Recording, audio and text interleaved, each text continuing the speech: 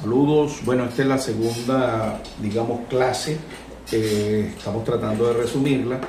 Reitero que no pretendemos ser eruditos en el tema, haciendo una exposición, utilizando nada más el pensamiento directo, sino que me estoy apalancando, como ya les dije, con el libro Curso de Obligaciones, tomo 1, de Eloy Maduro Luyando, pero en una edición de, digamos, con la corrección y la actualización de Emilio Pittier Sucre, pero digamos el libro pues del doctor Maduro Luyando, que es, digamos, casi que la Biblia en materia de obligaciones en Venezuela. Bueno, en ese sentido, de acuerdo con lo que veníamos conversando en la primera de estas clases, vamos a revisar ahora aspectos propios de la obligación para ir comprendiendo digamos, no solo la materia, sino de qué se trata esta de fondo, ¿no? En ese sentido, lo primero que vamos a definir es vamos a decir, la obligación, para entender las obligaciones como mecanismos que ligan tanto la personalidad con el patrimonio, con los elementos económicos de las relaciones sobre los bienes y la persona. La expresión, dice la literatura, la expresión obligación proviene del latín obligatio, compuesta por por causa de, alrededor de, y ligatio, que es ligo, ligar, ligare, que significa atar, ligar. Entonces, obligare significa atar alrededor de. Etimológicamente, no hay duda que su significado está estrechamente ligado al concepto de atadura, ligamen, compromiso. Por eso las obligaciones tienen ese carácter para nosotros en castellano, pues, digamos, estás obligado a, bueno, tienes el compromiso de cumplir, no hay manera de saltarse ese compromiso de cumplimiento. De manera general puede decirse que una obligación está constituida por la necesidad en la que se encuentra una persona natural o jurídica, incluyendo al Estado, de exigir a otra hacer o no hacer una cosa o actuación determinada, de ejecutar o no una actividad de acción determinada. Jurídicamente la obligación está constituida por una conducta o actividad y se concreta pues en la voluntad. Por lo tanto, está caracterizada por la noción de coercibilidad. A ver, hemos visto aquí una serie de elementos que son esenciales dentro de las obligaciones y que nos está dando luces acerca de la posible clasificación de las obligaciones. Fíjense, por ejemplo, el hecho cierto de exigir hacer o no hacer. Entonces quiere decir que hay obligaciones de hacer y hay obligaciones de no hacer. Hay obligaciones de ejecutar y hay obligaciones de no ejecutar determinadas acciones o determinadas conductas.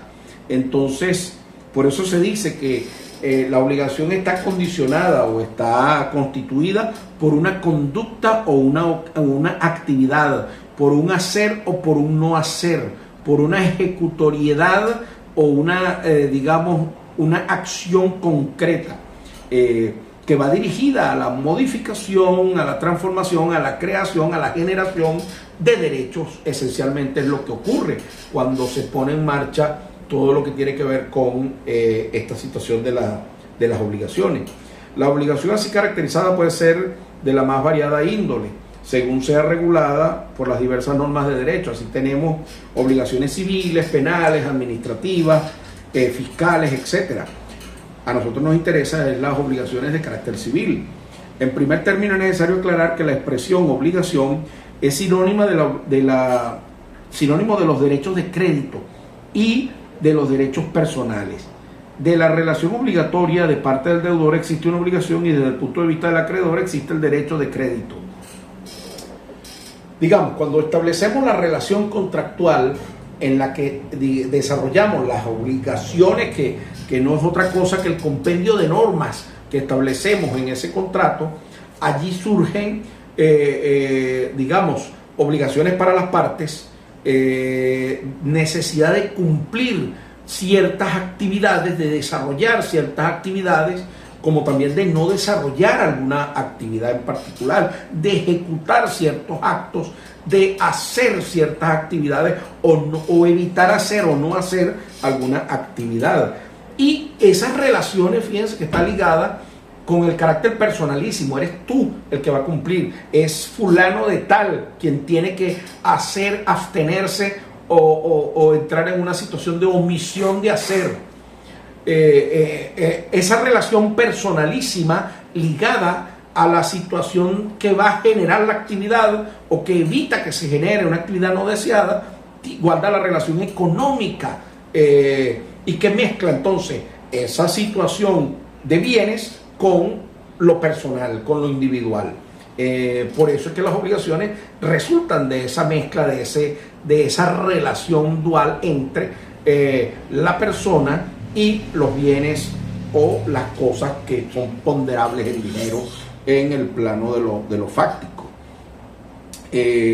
Conviene también aclarar la expresión obligación, que es sinónima entonces, como dijimos, de derechos de crédito y de los derechos personales. Toda obligación que debo cumplir puede traducirse como una especie de crédito, algo que debo satisfacer en el tiempo para darlo ya por finiquitado. Entonces, un poco de eso se trata.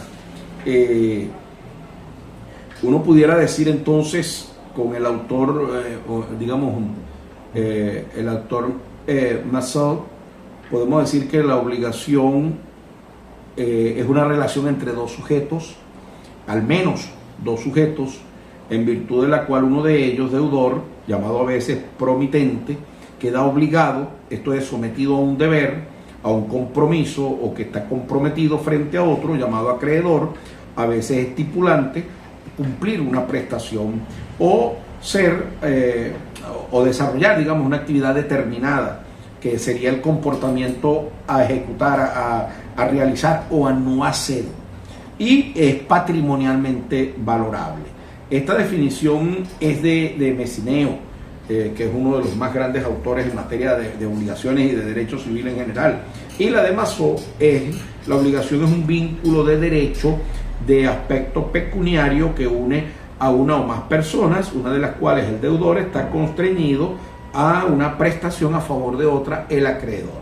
Cada vez que en un contrato una de las partes está obligado a cumplir con una situación determinada, esa situación te coloca en el puesto de deudor, y respecto de la otra parte, bueno, lo convierte en el acreedor en esa relación. Entonces, siempre vamos a encontrar en materia de obligaciones una relación media simbiótica entre acreedor y deudor.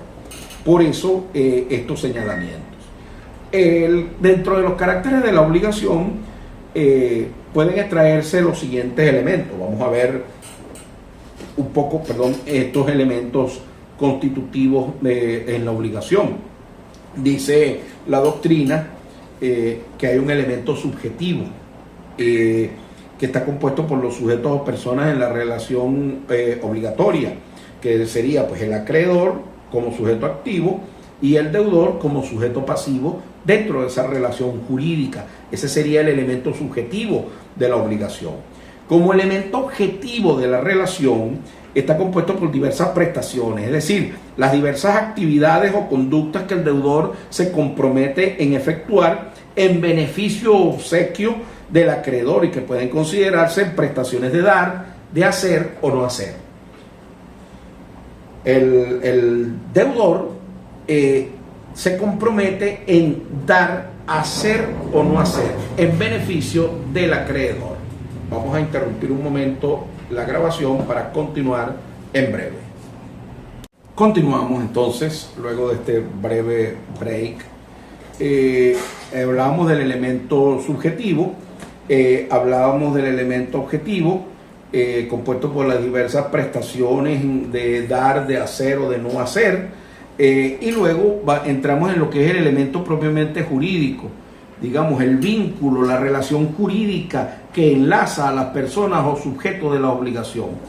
El vínculo jurídico, digamos, aquí pudiéramos señalar la importancia de lo que hablé en la clase anterior acerca del objeto.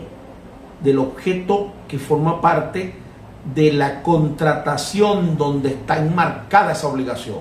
Ese objeto tiene que ser lícito, y en ese sentido uno puede decir que el elemento propiamente jurídico debe reunir pues una serie de características para que sea viable en derecho, viable jurídicamente. De allí la naturaleza jurídica.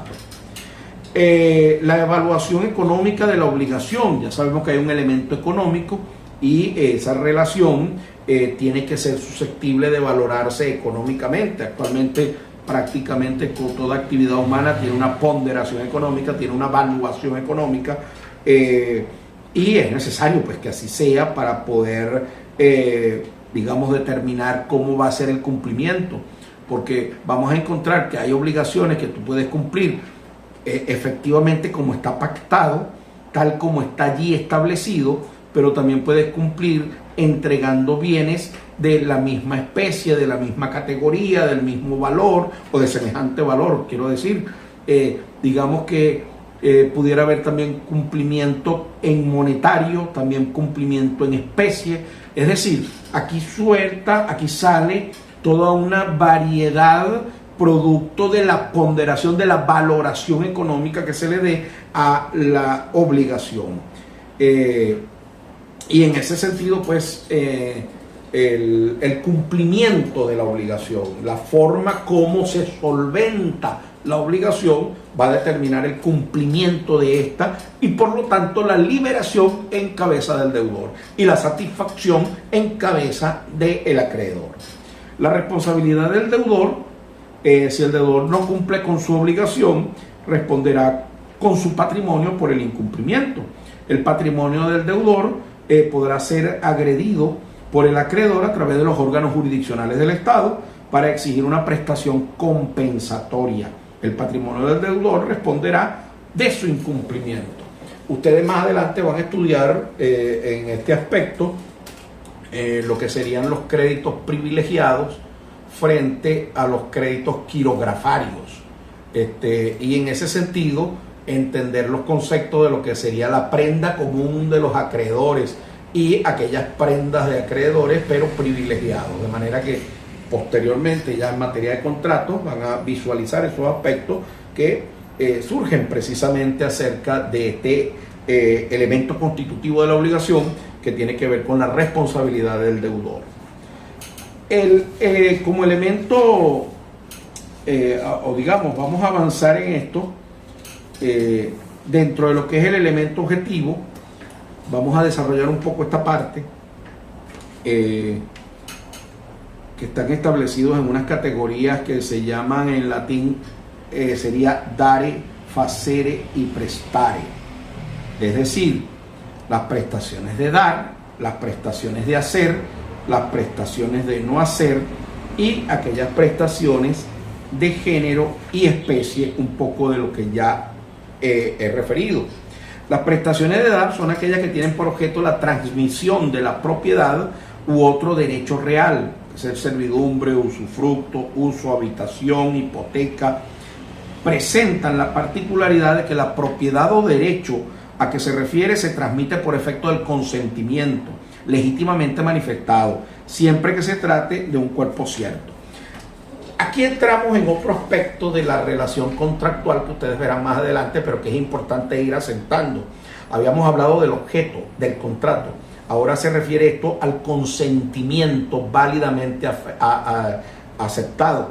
El consentimiento válidamente manifestado y aceptado es fundamental para la viabilidad de la obligación, porque aquel consentimiento que es arrancado por violencia, por error, por dolo, va a estar infeccionado, va a estar afectado de haber sido prestado libremente. Y en ese sentido se genera la nulidad de la obligación, puede generarse la nulidad del contrato en términos generales. Por eso el consentimiento tiene que ser legítimamente manifestado, libre de apremio, libre de coacción, libre de presión, para evitar incurrir en aquellas situaciones que afectan la manifestación del consentimiento. Luego tenemos las prestaciones de dar. Son todas aquellas actuaciones del deudor que constituyen una actividad personal del deudor que no implica la transmisión de propiedad u otro derecho real. Digamos, actuaciones del deudor que constituyen una actividad personal. Pueden implicar una actividad personal del deudor sin ninguna relación a una cosa determinada: trabajar, gestión de negocio, dictar una conferencia, actuar en una obra teatral, o afectar una actividad en la relación de una cosa determinada, es decir, hacer gozar una cosa, vigilar, custodiar y guardar un automóvil, construir un edificio, transportar una nevera, sin que ello implique la transferencia del derecho real. Es decir, hay obligaciones en las cuales no necesariamente hay la transferencia de un derecho real, sino la prestación de una especie de servicio, y por lo tanto lo pecuniariamente valuable sería dual. Por una parte, el servicio, que es lo que pecuniariamente se evaluaría, y por la otra, el valor del bien sobre el cual se está estableciendo esa prestación de servicio. Entonces aquí, digamos, entra un poco a complicarse la situación de las obligaciones, pero que lo develaremos, digamos, más adelante en ese aspecto. Prestaciones de no hacer son aquellas que consisten en una abstención por parte del deudor. Es una actuación negativa. En ellas el deudor se compromete precisamente a no efectuar determinada conducta o actividad. Es un no hacer, digamos, y en eso consiste la obligación. Caso contrario, si haces, entonces incurrirías en responsabilidad. Y la responsabilidad, por supuesto, va a ser pecuniaria. Entonces, sancionable dentro del mundo de las obligaciones, de conformidad con la ley, o en todo caso, de acuerdo con los tipos de sanciones que las partes establezcan en la relación contractual. Digamos, la prestación hay una clasificación de prestaciones positivas y negativas. Las positivas son las que consisten en una actividad o conducta activa del deudor y comprenden las prestaciones de dar y hacer. Y las negativas es una abstención por parte del deudor de no realizar un acto o un hecho determinado. Es una conducta negativa y digamos, se relaciona o comprende las obligaciones de no hacer, o prestaciones de no hacer. Respecto de la prestación de género y especie, las obligaciones de género tienen como objeto una cantidad de cosas de un género: 100 kilos de papas, dice la bibliografía, 10 bicicletas de tal marca y modelo, especies que se refieren a una cosa determinada, un cuerpo cierto, la casa número 35 de la avenida oeste de tal urbanización, por ejemplo. La distinción tiene importancia porque el género no perece y siempre será posible cumplir en especie.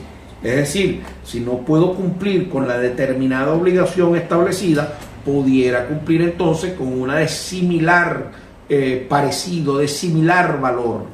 Siempre podremos entregar entonces, digamos, una cosa determinada cuando no es posible cumplir con aquella situación con la que se obligó, pues.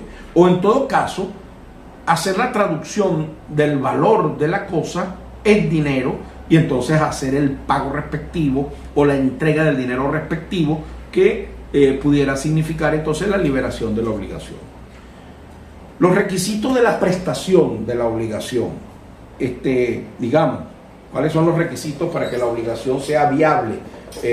Digamos, establezca un vínculo jurídico de posible realización, de factible realización. En ese sentido, tenemos la prestación debe ser posible, debe ser factible desde el punto de vista de la realidad y desde el punto de vista de lo jurídico. Por consiguiente, la imposibilidad puede ser natural o jurídica. Digamos, la obligación o la prestación natural, cuando la prestación no es susceptible de cumplirse en el campo de la realidad. El deudor no se compromete a encontrar un fantasma, adivinar el porvenir, trasladarse a una hora en una hora de Caracas a París. Es decir, hay prestaciones que resultarían entonces imposibles de cumplir. Y digamos, la prestación jurídica, el bien es posible de ser efectuado en el terreno de la realidad. Es imposible de realizar por oponerse a ello el ordenamiento jurídico positivo, un particular que se compromete a vender o donar una cosa de uso público, tales como una calle, una plaza, una avenida. O sea, hacemos una relación contractual en la cual yo me obligo a entregarte la avenida Libertador en Caracas. Es un bien público, entonces, digamos, es ajeno esa situación a la prestación jurídica que tiene que ser válidamente y, digamos, realizable ciertamente, no situaciones de carácter imposible o que estén fuera del ámbito de lo jurídico. La prestación debe ser lícita, además de posible debe ser lícita. Un poco lo que hablábamos, a lo que ya me he referido en 2 o 3 ocasiones. Es decir, que su ejecución no viole una norma establecida en la legislación, no viole ni el orden público ni viole las buenas costumbres. Tampoco que sea contrario a la moral. De modo que el deudor que se compromete a suministrar drogas o a instalar una casa de tolerancia, llamado así lo que conocemos como burdel, por ejemplo, bueno, son prestaciones que son ilícitos, por lo tanto no viables en derecho, y esa prestación entonces no es lícita. El objeto de la prestación tiene que ser lícito, como ya lo hemos repetido innumerables veces. La prestación debe ser determinable o determinada. La prestación debe ser determinada por las partes al asumir la relación, o puede ser determinada por un tercero nombrado por las partes. Basta que la prestación sea determinable en el momento del nacimiento de la obligación. Su determinación puede ser posterior. Claro, la relación tiene que ser clara, transparente. En ese sentido, el objeto sobre el cual recae la obligación tiene que estar perfectamente definido, perfectamente determinable, perfectamente identificado, para poder evitar, bueno, que no sabemos cómo es que vamos a cumplir. No sé cómo cumplir mi obligación como deudor si no hay una claridad respecto de la determinación del objeto. La prestación debe ser valorable económicamente. Bueno, esto es una de las características esenciales de las obligaciones, la necesidad de que sea ponderable o apreciable en dinero. Y debe corresponder a un interés legítimo del acreedor. El interés no tiene que ser necesariamente económico, puede ser disfrute artístico o intelectual, por quien oye a un cantante o una charla. No tiene valor económico para quien oye, pero es valorable económicamente el valor del trabajo del artista o de la conferencia. En ese sentido, tiene que tener un interés, digamos, legítimo del acreedor. Bueno, otro de los elementos de estos requisitos tiene que ver con el elemento jurídico, y en esta materia lo que llamamos el vínculo. Digamos, es un elemento constitutivo de la obligación que significa el ligamen o la atadura. ¿Recuerdan cuando hablamos etimológicamente de la palabra? Que decíamos que era una ligadura, era una forma de atarse, un lazo de derecho que une a la persona del acreedor con el deudor.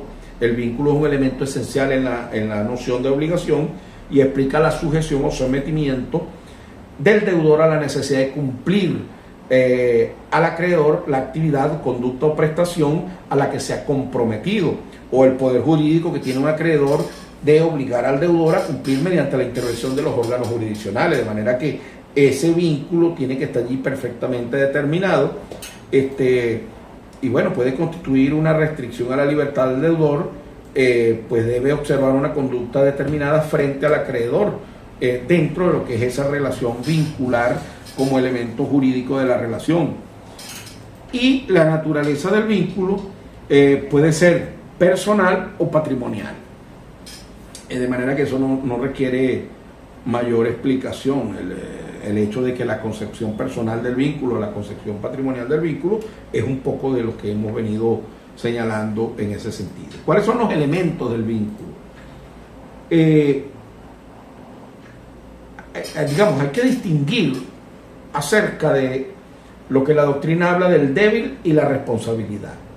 El débito y la responsabilidad. El débito es la actividad o conducta que el deudor se compromete a realizar en beneficio del acreedor. Digamos, es una deuda. ¿Cuál es la deuda? ¿Cuál es el débito? Bueno, aquello que se comprometió a realizar en la obligación en específico. Y la responsabilidad viene a ser el poder jurídico potencial que tiene el acreedor de obligar al deudor a cumplir. Esa es la responsabilidad. Si el deudor no cumple con su débito, entonces el acreedor puede dirigirse a los órganos jurisdiccionales, tribunales de justicia, para hacerse autorizar a fin de aprender al patrimonio del deudor y satisfacer la creencia respectiva. Veamos que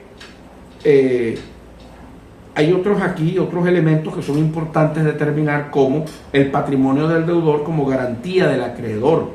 Estos son ya elementos que van a establecer una garantía de cumplimiento. A esto se refiere. Entonces el acreedor puede intervenir los bienes del deudor a los fines, pues, de satisfacer la creencia que de alguna manera no ha podido establecer en cumplimiento el deudor.